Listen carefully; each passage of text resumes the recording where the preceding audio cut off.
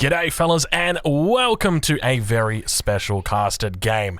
This is Golden League, baby. We are here. It is MarineLord up against Wham. Spawning in on the east side of the map, we've got MarineLord. He's playing the Mongols. On the opposite side, we have got Wham, who is playing also as the Mongols. A beautiful spawn opening up for Wham. Take a look at this one, ladies and gentlemen. He's got the gold mine right next to the town center, so this is going to enable him to have a very safe opening. However, by the same token, over on the other side of the map, we see MarineLord has got the Uvu very close to his town center. So curious to see how they look to play it out, obviously spotting out the differences between these two guys. Now, one of the things I will say just before we really get into it, by the way, take a look how far away that bad boy is.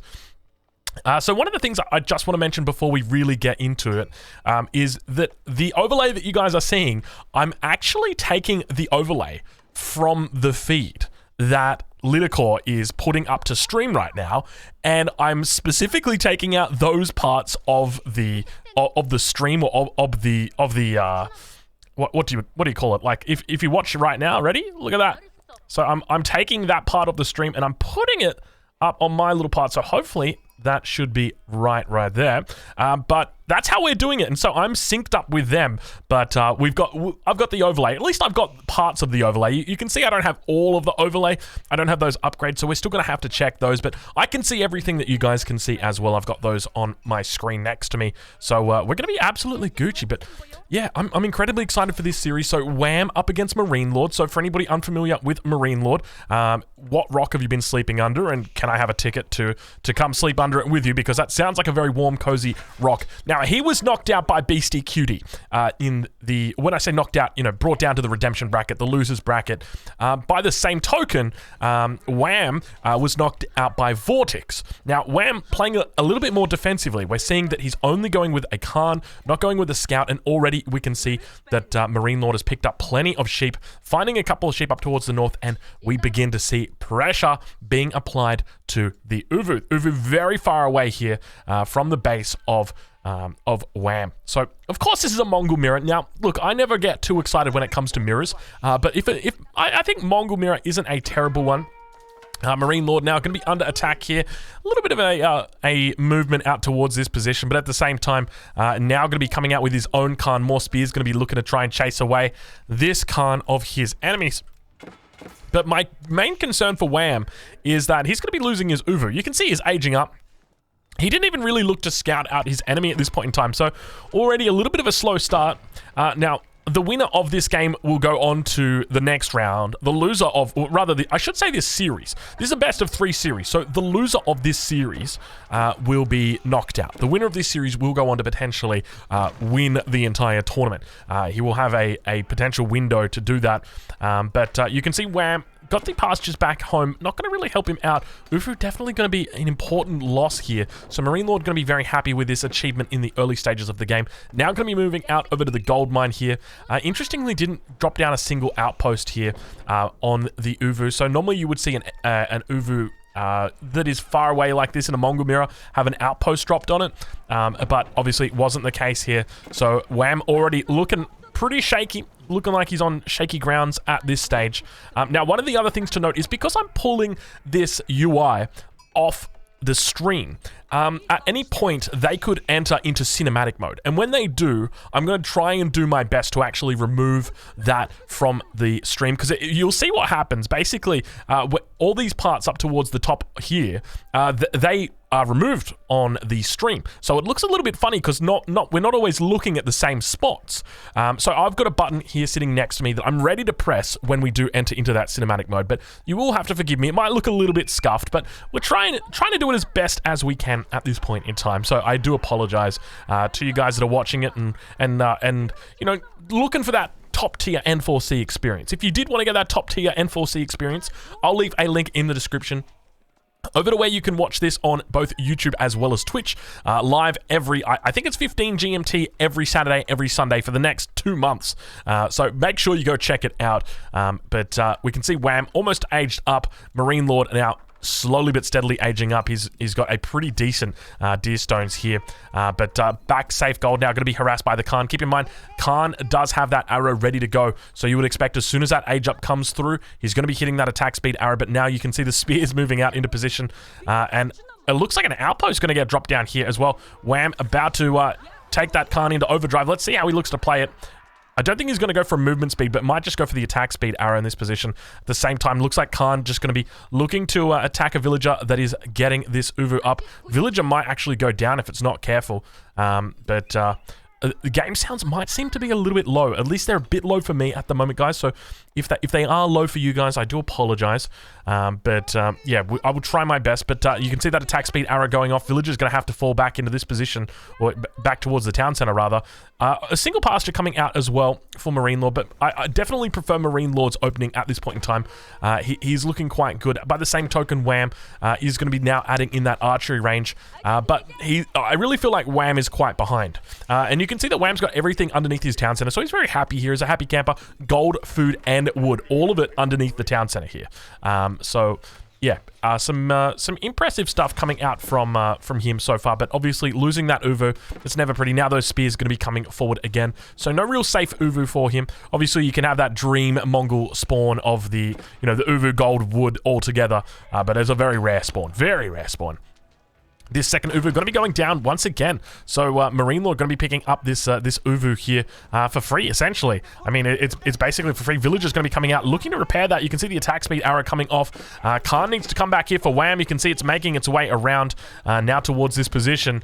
And Mangadai only going to be able to come out one by one. Villager's going to be looking to tap away at that Uvu. They managed to do it. You can see that the Villager has to get chased away. Unfortunately, not going to be able to hold on. And you can see that Wham really fighting for his life, but MarineLord just demonstrating why it's so important to go for those spears in the early game. Now going to be igniting that Uvu, collecting the bounty from it, and I think it's called the bounty. Yeah, the raid bounty. So collecting that raid bounty and destroying another Uvu. Now when it comes to secondary Uvus, or I guess we could even say tertiary Uvus at this point in time, I mean, this is probably your best bet. It's very far away, but yeah, 2 Uvus going down already, and you can see not even the amount of wood that you spent on this Uvu has come out of it in stone, but looks like Wham going to be going for a 3rd Uvu now. Many a Mangadai is going to be out here on the field. You can see he's actually doing his best to try and defend at this point. Khan going to be firing off as well. Wham looking like he wants to go up to the next age. Villager does finish that Uvu, and look, you can see that MarineLord is just so all over him. At the same time, MarineLord thinking of going up to the next stage as well. But it looks like Mangadai going to be going down, and Archer's now coming out for MarineLord as well. This is a difficult position for his opponent. At this point in time, I really feel like there is not much that Wham can do. MarineLord's just got a significant lead at this point in time. He's got his archery range that should be on the Uvu. Indeed it is, so he's pumping out units 2 by 2. Whereas, even though Wham's got an Uvu, there's nothing that he can do with it at this point. You can see he's gathered up plenty of stone, but if you look up towards the top of your screen, you'll see he's still got 500 stone that is in the bank. It cannot be used because he's unable to spend it because he can't get to his damn Uvu. So MarineLord doing a great job of just taking control of the early game here and really utilizing that spawn that he got, really appreciating the fact that he's not on top of the gold, so he's not able to necessarily just rush up to castle or rush up to feudal rather.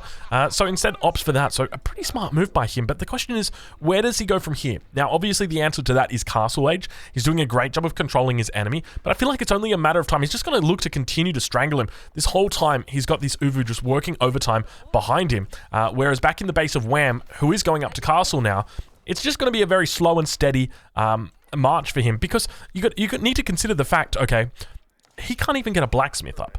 If he puts his blacksmith back in his base, he can't get improved siege engineering. He needs to have it on the Uvu. It must be on the Uvu. And if he can't get it up, then realistically, what is there that he can do? MarineLord actually coming out and checking, making sure the stone outcropping isn't being taken. There's more out towards this position of sheep as well. But MarineLord undoubtedly going to be looking to scout that out. And now at the same time, Khan going to be able to come in and attack the villagers, is repelled by that outpost. MarineLord is going to be up behind this. So there is a small window here for Wham to do some damage. But look at this. Just the economy is absolutely terrible at this point for Wham. So MarineLord's Mongols just demonstrating how impressive he is. Did you guys hear that? Impressive. My pulsive is impressive. But now Wham reaching that next age. I wouldn't be surprised if we honestly start to see the outposts, yeah, arrow slits coming in straight away. What we have actually seen coming out from a lot of these Mongol players is a very nice defensive play, where what they look to do is just outpost up one flank like this, and then begin making springald emplacements on it. And that's actually something that that his enemy could be doing. Oh my god, Wham is making a siege workshop because he can't get the improved siege engineering, so he has to make a siege workshop. That is the ultimate feels bad, man. Honestly, in this position, I feel like it's almost worth it just putting down some outposts and getting that springald emplacement. At least it's going to be a good use of your stone, but by the same token, Marine Lord going to be sitting back here. He's going to be aging up. Blacksmith going to be coming down for him. Going to be researching improved siege engineering any minute now. You can see it takes 175 stone for that. He's currently bringing in 100 stone a minute, so I would suspect in the next 30 seconds we're going to start seeing that one being researched. But he is slowly but steadily getting up to the next age at this point. You can see that he is... Where is his age up? Down here. The step redoubt down on this gold mine. He's got a little bit of gold in the bank, not a huge amount. Going to be bringing more villagers down. Archer's doing a great job of dancing around, but Marine Lord just showing complete control at this point in time and really just showing his prowess. But yeah, now it looks like at this point in time, Marine Lord is about to age up, and I mean, we're seeing he's going for a trebuchet. Oh my god, this is... I mean, you know what? A trebuchet is not terrible here. It's obviously going to help you clear these outposts, but at the same time, you're not going to be able to push out. And I feel like it's only a matter of time until Wham gets wham bam, thank you, bammed. I mean... Yeah, that was a terrible joke, Drongo. Improved siege engineering. Is she coming in? She's not even coming in yet. It's still a little bit to go until she's in. I like how I'm referring it to her as a she. But Traction Trebuchet now going to be coming out, looking to clear up these outposts on the front line. Pretty smart move here of use of these resources. But my main concern is just obviously that you're investing so much in a siege workshop at this stage. Khan got to be careful here. Veteran Archers has come through, but Wham definitely on the back foot. At the same time, Scout going to be doing its best to scout out exactly what's happening. Khan going to be heading to the opposite side of the map. Mangadai out here as well. And Trebuchet going to be able to take down that outpost. You can see it is now burning down. But Marine Lord very firmly keeping Baby in the corner at this point in time. So I'm curious to see what he looks to do now that he is up to the next age. We'll take a look back towards the base. It looks like it's going to be Veteran Archers. It's going to be... We see the men-at-arms moving out, and of course, improved siege engineering is coming through. And this is really the difference. He has been denied an Uvu, and this is so key in these mirror matches, because if you are in a Mongol mirror, if you're able to deny the Uvu from your enemy, you deny all the tech, you deny all the extra units, you deny all those extra resources that are coming in, and you guys know how strong that Uvu is. 150 wood, and it gives you the equivalent of 2.5 villages. Right now, it is just absolutely eking out resources. 120 stone every minute coming through. Now he is going to be able to clean these 2 outposts, but take a look at the resources he's invested just to get these 2 outposts down. So you've got 550 and then the siege workshop, which is another 300. So you're talking about 850 resources to clear 2 outposts. But now we've got ourselves a little bit of a battle beginning to break out. Ladies and gentlemen, the Archer's going to be fending off the enemy Archers. Trebuchet actually landing a decent hit from long range, managing to snipe out 2 of those Archers there. So Marine Lord now going to be just chilling out for the moment. You can see the Khan just firing off at the villagers, being ultra annoying. This is just so frustrating to try and deal with. But at the same time, we've got Marine Lord that is just chilling out. Going to be re-outposting up the middle just to extend out that YAM network. Looks like the market has come in for Marine Lord as well. Could potentially think about a second town center as well in this position, just because that is something that's very common in these Mongol mirrors. As these games do go on longer and the and the economy becomes more relevant, more important, you almost enter into this stalemate phase where your enemy's doing the same things that you're doing, and so you need to find a way to get a lead, and that's exactly what he is looking to do here. But it looks like we are about to jump into this fight, but now we can see that the Trebuchet going to be unfolding towards this position in the center. But Mangonel looking in the wrong direction. You can see the Springhill just coming out and trying to find that Mangonel. And this is just the consequence of having that improved siege engineering at this point in time. Mangonel just going to be a forever in a difficult spot. Springhill now coming out in response from Wham, but now down towards the south. It looks like a little bit of a cleanup. This not even a cleanup. Men-at-Arms just doing what it does best. Second Springald going to be coming down now. Marine Lord going to be preparing for a little bit of a battle, it seems, because it is indeed time to go, he says. Second Springald is out. Moves back. The Mangonel fires off a shot. Looks like he's going to land it as well. Gets a pretty decent one right there. And we are about to enter into battles. Ladies and gentlemen, Mangonel's firing off. And you can see the players going to be trying their best to micro out these units. The men-at-arms doing a decent job here.